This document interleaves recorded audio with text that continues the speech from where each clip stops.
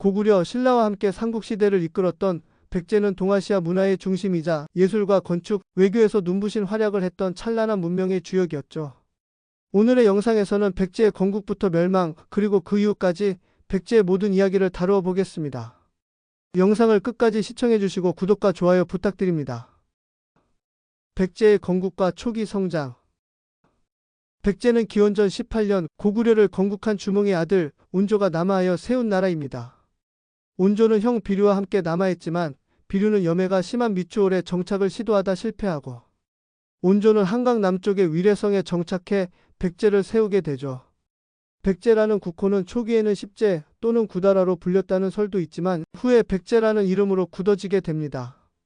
한강 유역은 물산이 풍부하고 교통의 요지였기 때문에 백제가 빠르게 성장할 수 있었던 기반이 되었죠. 초기 백제는 마한의 여러 소국을 병합하면서 세력을 넓혀갔습니다. 특히 3세기경 고유왕 시기에는 관등제, 관복제를 도입하며 중앙 집권 국가로의 기반을 다지게 됩니다. 한편 주변의 고구려와 충돌도 자주 있었으며 이 과정에서 백제는 점차 군사력과 외교력을 키워 나가게 됩니다. 근초고왕과 무령왕. 백제의 역사에서 가장 찬란했던 시기를 꼽자면 근초고왕과 무령왕의 통치 시기를 이야기할 수 있습니다. 이 두 왕은 백제를 정치, 군사, 문화, 외교 모든 면에서 최고조로 끌어올린 인물들인데요. 먼저 근초고왕은 4세기 중반 백제를 이끈 왕으로 그의 이름은 넓힐 초자를 써서 나라의 영토를 넓힌 왕이라는 뜻을 담고 있습니다. 실제로 근초고왕은 백제의 영토를 한반도 남부 대부분으로 확장했을 뿐만 아니라 중국의 산둥반도 그리고 일본 규슈 지역까지 영향력을 미쳤다고 전해지죠. 특히 그는 371년 고구려의 고국원왕을 전사시킬 만큼의 군사적 능력을 보여주며 백제의 위세를 떨쳤습니다. 근초고왕은 단지 무력만 앞세운 왕이 아니었습니다. 그는 백제 내 통치 체계를 정비하고 지방 통제를 강화했으며 외교적으로는 중국의 동진과 친교를 맺고 일본과도 적극적으로 교류했습니다. 이 시기 일본에 파견된 학자들은 백제의 문자, 기술, 종교, 의복 문화를 전하며 일본 아스카 문화의 기반을 마련했죠. 이처럼 근초고왕은 백제를 군사 강국이자 문화 전파국으로 만든 인물이었습니다. 이후 약 150년이 지나 무령왕이 즉위하면서 백제는 또 한 번의 황금기를 맞이하게 됩니다. 무령왕은 22대 왕으로 501년에 즉위했으며 그의 치세는 내정 안정과 외교 강화에 중점을 두었습니다. 그는 지방 세력을 견제하면서도 귀족과의 균형을 유지했고 왕권 강화와 지방 행정 재정비를 통해 국가 기틀을 다졌습니다. 무령왕의 가장 상징적인 업적은 바로 무령왕릉을 통해 오늘날까지 전해지고 있습니다. 1971년에 공주에서 발굴된 무령왕릉은 백제 왕릉 중 유일하게 주인공이 명확하게 밝혀진 무덤으로 벽돌로 쌓은 묘실과 함께 수많은 보물이 발견되었죠. 금제 관식, 금은, 세공품, 청동 거울 등은 백제 공예 기술의 정점을 보여주며 당시의 문화적 세련됨과 국제적 감각을 잘 보여주고 있습니다. 특히 무령왕은 중국 남조인 양나라와 적극적으로 교류하며 외교적 입지를 다졌고 백제의 문화적 위상을 동아시아 전역에 알렸습니다. 그의 이름이 적힌 묘지석에는 영동대장군 백제사마왕이라는 칭호가 등장하는데요. 이는 백제가 중국에 공식적으로 인정받은 국가였다는 사실을 보여줍니다. 이처럼 근초고왕과 무령왕은 각각 확장과 안정이라는 키워드를 통해 백제를 전성기로 이끈 핵심 인물이었고 이들의 치세 덕분에 백제는 삼국 중에서도 가장 국제적인 문화와 외교를 펼친 나라로 평가받고 있습니다. 수도 이동과 사비 백제의 부흥. 여러분, 백제는 수도를 3번 옮긴 나라라는 사실 알고 계셨나요?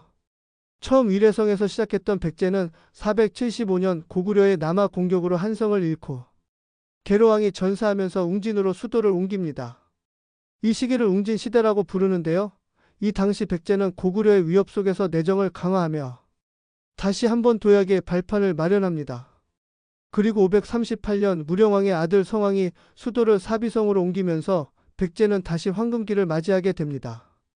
이 시기를 흔히 사비시대라고 하며 문화, 정치, 외교 모든 면에서 백제의 최정점을 보여주는 시기입니다. 성왕은 불교를 국교로 확산시키며 왕응사, 정림사 같은 대규모 절을 건립하고 오부오방제를 정비하여 중앙과 지방 행정 체계를 완성합니다. 또한 일본과 중국, 인도와도 교류를 하며 국제적인 왕국의 면모를 강화하죠. 백제 문화의 찬란함. 백제의 문화는 매우 세련되고 고급스러웠으며 국제적인 감각이 뛰어났습니다. 불교 미술, 도자기, 건축, 목조 건축 등 다양한 분야에서 뛰어난 업적을 남겼습니다. 대표적인 예로는 정림사지 5층 석탑이 있는데 이 석탑은 현존하는 가장 오래된 목조 건축 양식의 석탑이며 균형과 비율이 탁월해 백제의 미를 상징하는 유물로 꼽힙니다. 또한 백제는 금속 공예에서도 빼어난 기술을 보였는데요. 금동대학로, 금제관식, 장신구 등은 당시 신라, 고구려를 포함한 동아시아 어떤 나라보다도 정교하고 아름다웠습니다. 뿐만 아니라 백제는 불교 경전과 서적을 일본에 전해주고 건축기술자, 승려, 화가, 학자들을 일본에 파견하여 일본 아스카 문화의 형성에 중요한 영향을 미쳤습니다. 백제의 몰락과 부흥운동.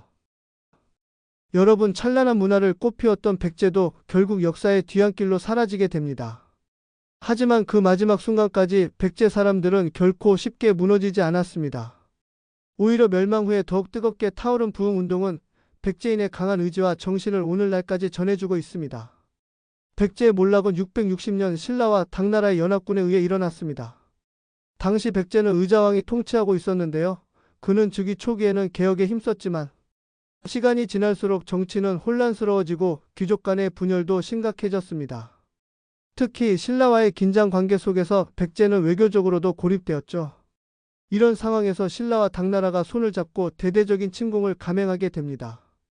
660년 신라의 김유신 장군이 이끄는 대군과 당나라의 소정방이 이끄는 수만 명의 병력이 백제를 향해 진군했습니다. 백제의 방어선은 황산벌 전투에서 크게 무너졌고 이어서 수도 사비선까지 함락되면서 백제는 공식적으로 멸망하게 됩니다. 의자왕은 항복했고 많은 왕족과 귀족들도 포로가 되어 당나라로 끌려가게 되었습니다. 하지만 백제의 이야기는 여기서 끝나지 않습니다. 멸망 직후 백제의 충신 복신과 도침, 그리고 일본에서 귀국한 왕자 부여풍이 주축이 되어 부흥운동을 시작한 것입니다. 이들은 한반도 남서부 지역을 중심으로 임존성과 주류성 같은 요새를 거점 삼아 반격을 시도했으며 옛 백제의 백성들도 이에 크게 호응했습니다. 부여풍은 백제 왕족으로서 상징성을 가지고 있었기 때문에 그의 등장은 부흥군의 사기를 크게 끌어올렸습니다. 또한 당시 일본은 백제와 깊은 관계를 맺고 있었기 때문에 부여풍을 지원하며 군사적, 외교적 원조도 아끼지 않았습니다. 일본은 직접 지원군을 파병하기도 했고 이는 나중에 백강 전투로 이어지게 되죠. 663년 백제 부흥군과 일본 연합군은 백강에서 신라와 당 연합군과 마지막 결전을 벌입니다. 하지만 아쉽게도 이 전투에서 패배하면서 백제 부흥운동은 결정적인 타격을 입게 되었고 결국 완전히 진압되고 맙니다. 그러나 백제의 부흥운동은 단순한 반란이나 저항 이상의 의미를 가집니다. 이는 백제인이 자신의 나라와 정체성을 지키려 했던 치열한 의지의 표현이었습니다. 지금도 부흥운동의 흔적은 공주와 부여, 익산 등지의 유적 속에 남아있으며 백제의 끈질긴 생명력을 상징하는 역사로 기억되고 있습니다. 백제의 유산. 비록 백제는 멸망했지만 그 문화적 유산은 오늘날까지도 이어지고 있습니다. 공주와 부여, 익산에 남아있는 수많은 유적들은 백제의 찬란했던 과거를 고스란히 보여주고 있습니다. 특히 2015년에는 이 세 도시의 유적을 포함한 백제 역사 유적 지구가 유네스코 세계유산으로 등재되며 세계적으로도 그 가치를 인정받았습니다. 지금도 공주에 가면 무령왕릉을 볼 수 있고 부여에 가면 정림사지와 부소산성, 익산에 가면 미륵사지와 왕궁리 유적을 통해 백제의 역사와 문화를 체험할 수 있습니다. 영상을 끝까지 시청해 주셔서 감사합니다. 구독과 좋아요는 영상 제작에 큰 힘이 됩니다.